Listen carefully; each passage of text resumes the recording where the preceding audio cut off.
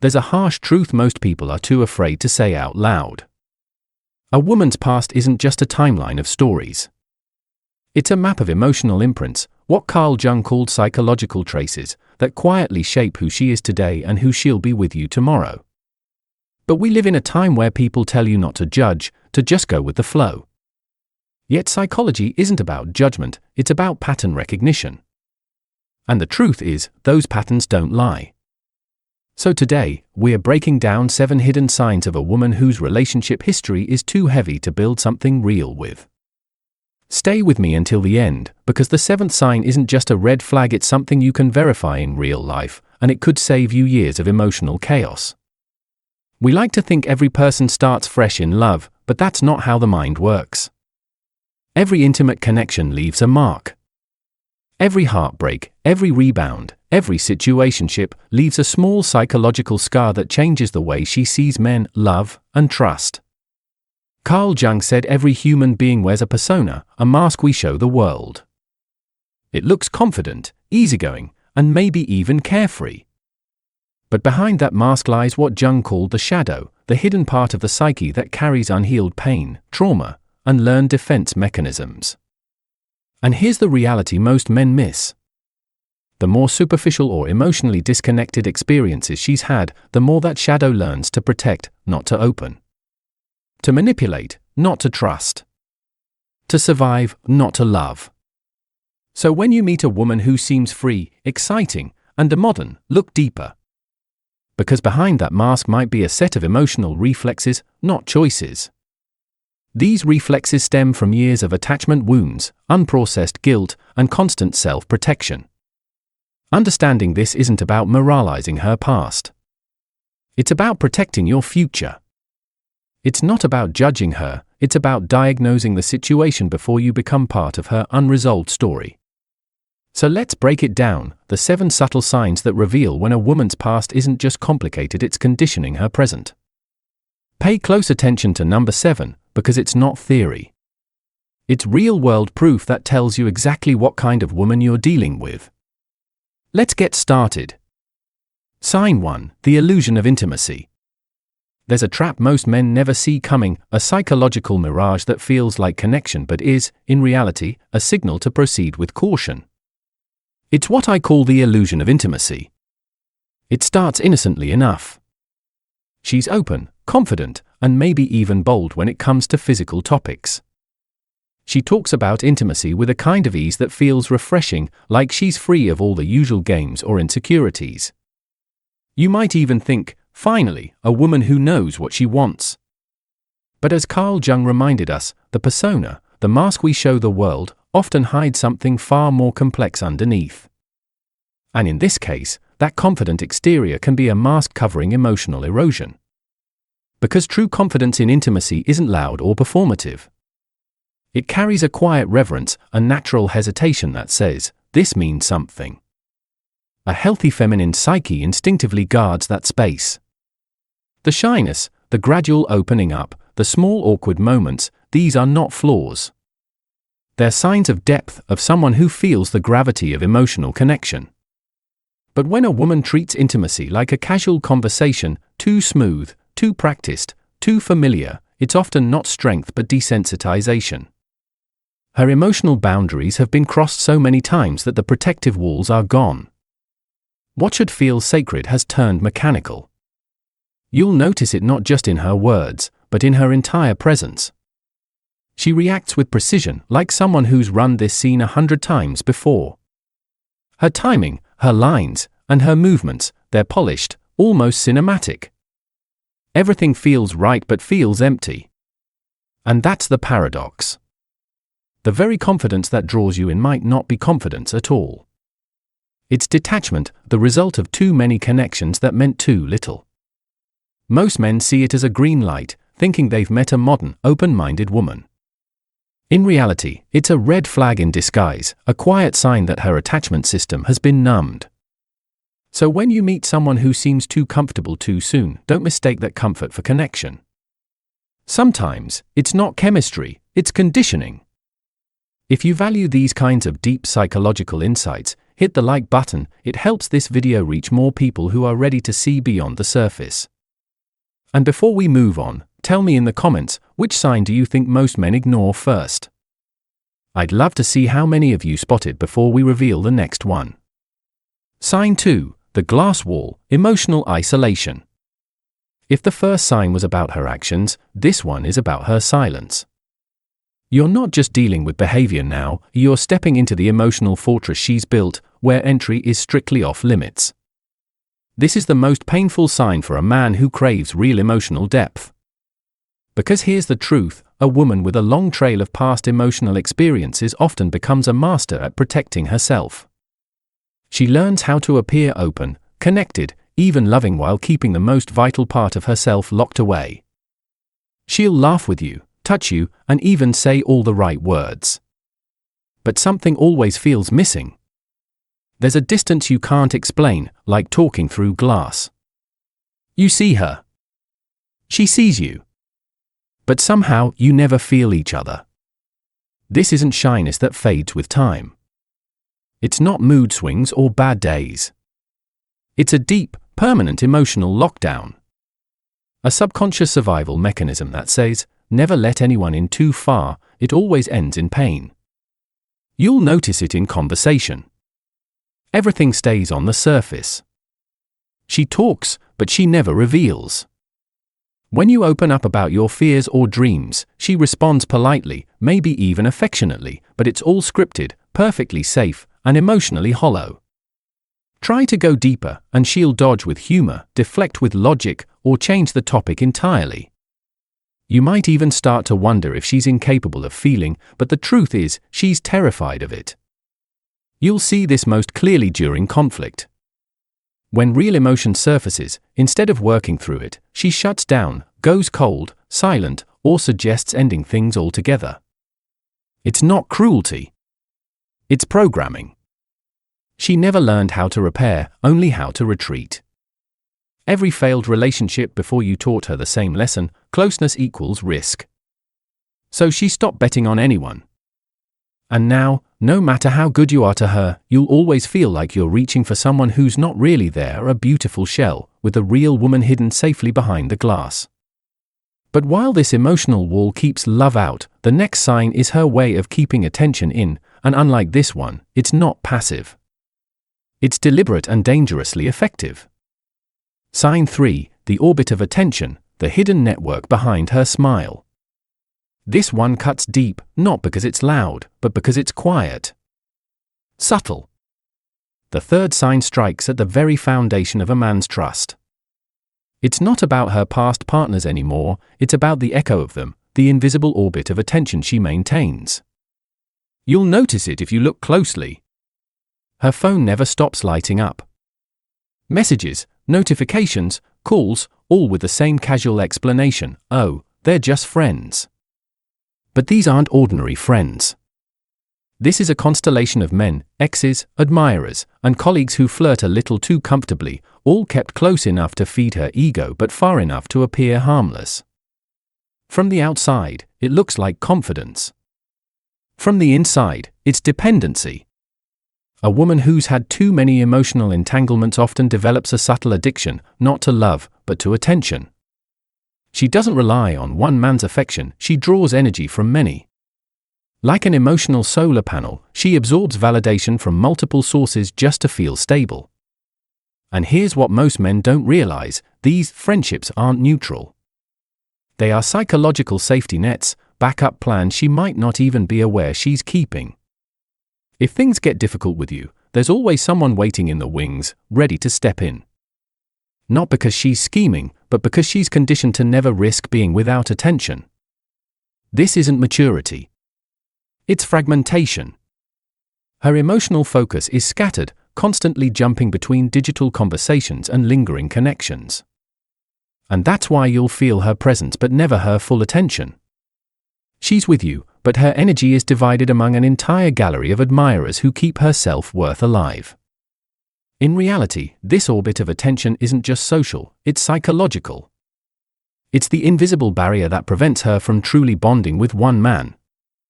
Because when everyone is giving her a little piece of validation, she never has to give her whole self to anyone. That's why this sign is so dangerous. You'll think you're building something deep, but in truth, you're just one of many satellites circling around her. Sign 4, when intimacy becomes currency, and the weapon that cuts both ways. Now we step into the darkest and most manipulative pattern of all. This one will genuinely shock you. It's the point where intimacy stops being about love and becomes about leverage.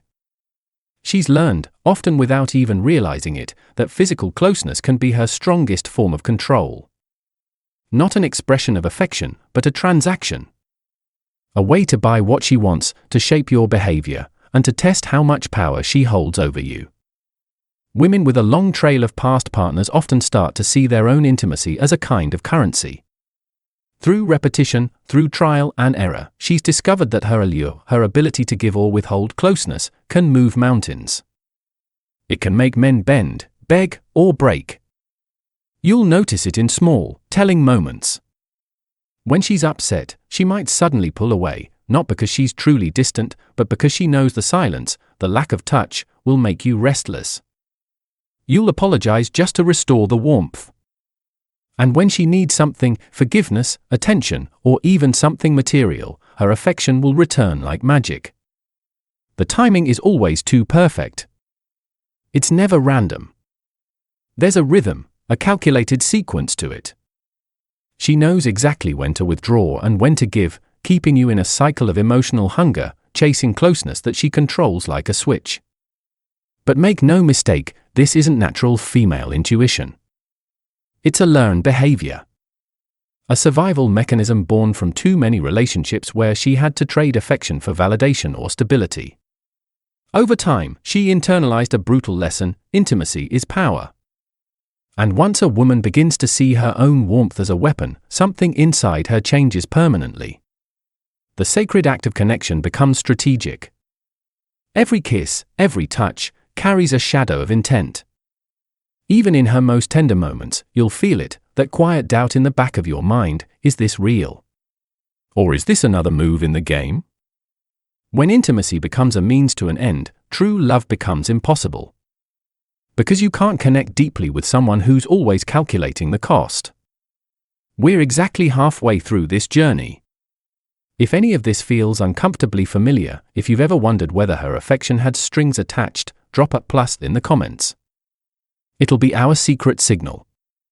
Because the next sign is where things get even more dangerous. We'll explore how she uses emotional resonance itself, the most delicate strings of a man's heart, to play a tune that always serves her. Sign 5, the surgeon of the male soul. If the previous signs were about manipulation through intimacy and attention, this one goes deeper, into the mind, into the ego, into the soul itself. This is where emotional control becomes an art form. She's not just using charm or seduction anymore. No, this is psychological surgery. The woman who fits this sign has developed an almost academic understanding of how men think, what they crave, and where they break. Her words don't just flatter, they operate. She knows exactly what to say to make you feel powerful, irreplaceable, like the hero she's been waiting for. But listen closely, her admiration is too precise, her timing too perfect. These aren't spontaneous feelings. They're the calculated moves of someone who has studied the male psyche like a scientist dissects a specimen. As Carl Jung once said, her task is not to become perfect, but to become whole. But she isn't chasing wholeness. She's perfecting her performance. She can spot your deepest insecurity before you ever say it aloud. You share a dream, and she breathes life into it with words like, "I always knew you were different, you see what others can't." You feel seen. Understood. Empowered. Then a week later, during a small disagreement, she cuts with surgical precision. "Sometimes I feel like you're scared to take real risks." The same place she once praised, she now wounds. And just like that, you're hooked, chasing the high of her validation, desperate to earn back her admiration. This is emotional conditioning, a cycle of heat and cold, of praise and withdrawal, designed to keep you off balance. She can make you feel 10 feet tall one moment and utterly small the next. It's not magic. It's experience. She's done this before, many times. Every relationship before you was a rehearsal, a laboratory for perfecting her control. Like a chess master, she's always 3 moves ahead. A small comment about a male friend helping her out, a glance at her phone, a story about an ex. Not to leave you, but to make you compete. To make you fight harder for her attention. Her tenderness, her vulnerability, her admiration, all might be part of the act. Her energy is not given, it's used, like a scalpel. And she wields it with terrifying precision. You think you've found a deep emotional connection. In truth, you've walked into a psychological experiment. An illusion of love built not on truth, but on manipulation, a relationship that feels intense but leaves you hollow. Because when she learns to master you, she also learns to control herself. And that's what makes the next sign not just manipulative but pathological. Sign 6, pride instead of regret, the diagnosis of the PhD. The 6th sign reveals something deeper than just behavior, it's a philosophical fracture in her entire value system. Once you see it, you'll realize why every serious conversation about the future with her feels pointless.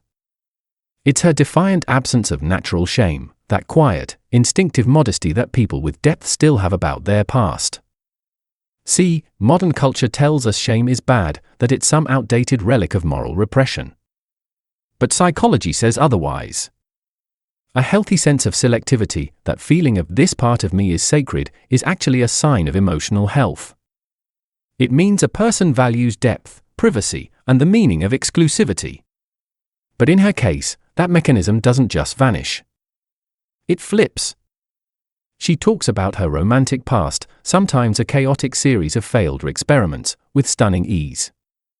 No discomfort. No reflection. Just pride. As if she's recounting her Netflix watchlist instead of her most intimate experiences. This is where a psychological defense mechanism called reaction formation comes in. When someone feels an emotion so uncomfortable, like buried shame, regret, or pain, their mind disguises it by expressing the opposite. That's what this pride is. It's not confidence, it's camouflage. Armor forged to hide a wound she refuses to look at. So when she says, "Yes, I've had experiences, and I'm not ashamed. It made me who I am," it sounds empowered. But it's actually a preemptive strike. The moment you question her, no matter how gently, she'll flip the script. You'll be accused of being insecure, controlling, or patriarchal, while she hides behind the rhetoric of freedom and self-expression. But think of it like this, imagine a business partner proudly bragging about 10 bankruptcies, calling it risk management experience. Would you trust him with your money? Then why would you trust your emotional future to someone who treats her past failures as trophies instead of lessons? This isn't about judging her history.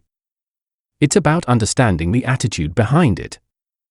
Because that attitude, the absence of self-awareness, the inability to see emotional exclusivity as sacred, creates an unbridgeable gap between your worlds. You're trying to build something real, solid, a castle of stone. But she's used to living in a house of cards. And that's the heartbreaking truth. You can't repair this mismatch with love. You can't teach someone to value what they've never truly experienced. This pride, this defiance, it isn't empowerment. It's a diagnosis. A sign of how far she's drifted from the language of loyalty and depth. And if you recognize it early, you save yourself from trying to build permanence in a heart that only knows impermanence. Sign 7, the relationship conveyor belt, the eternal search for novelty. Now we arrive at the final and most undeniable sign, the one that doesn't rely on interpretation or psychology but on something much colder and more objective, her pattern. Her relationship history itself is the evidence, a repetitive, predictable cycle of short, passionate, but fleeting romances. On the surface, it looks like bad luck or a series of mutual decisions. But when you step back, you see the conveyor belt in motion, faces change, places change, yet every story ends the same way, a quick breakup followed by an even quicker replacement. In psychology, this pattern is known as novelty-seeking behavior.